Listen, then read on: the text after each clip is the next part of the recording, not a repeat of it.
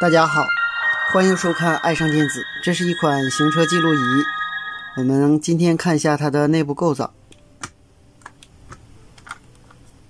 它现在的故障是用电池就会时间长了出现白屏，用充电器就没有问题。好，我们给它打开。前面这是屏线，我们给它拿下来。这是一个触摸的芯片，上面是逻辑板，这边就是显示屏了。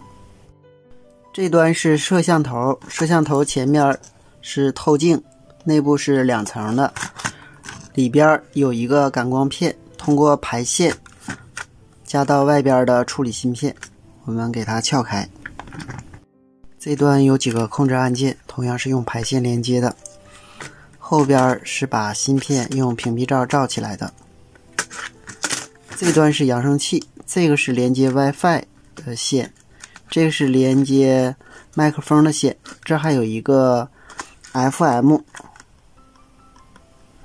调频发射的线。这端是外部 GPS 输入，这是 TF 卡，这是视频输入，这是 USB 插孔。刚才我们充电就是用的这个插孔。好，下面我们把这边打开，看看内部的芯片。这个屏蔽罩是卡在上面的，我们用力就给它掰下来了。这有一个垫儿是压在这个芯片上的，这个主控芯片在使用的时候用手摸还是很热的。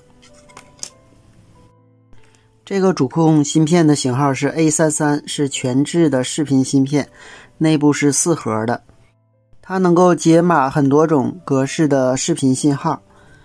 这个芯片的型号是 AXP223， 它是电源管理芯片，它能够输出很多组电压。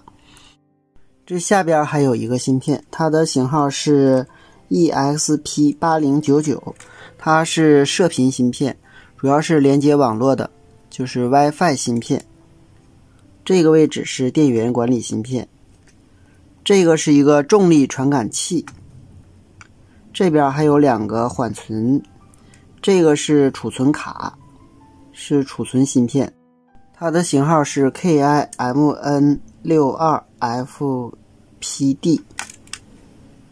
这边同样是电源管理芯片，这有一个晶阵，这下边还有一个晶阵。板的这一面这有一个运放，这儿同样是一个电源管理芯片，这也是电源管理芯片，这儿同样是一个电源管理芯片。由此可以看到它的电源管理芯片还是很多的。这2个引脚是接电池的，接的时候要分清正负极。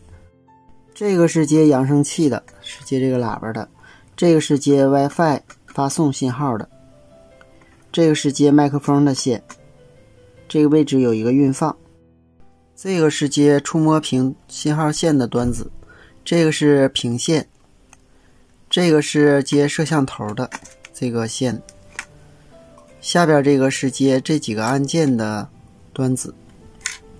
好，今天咱们就到这里，谢谢大家，再见。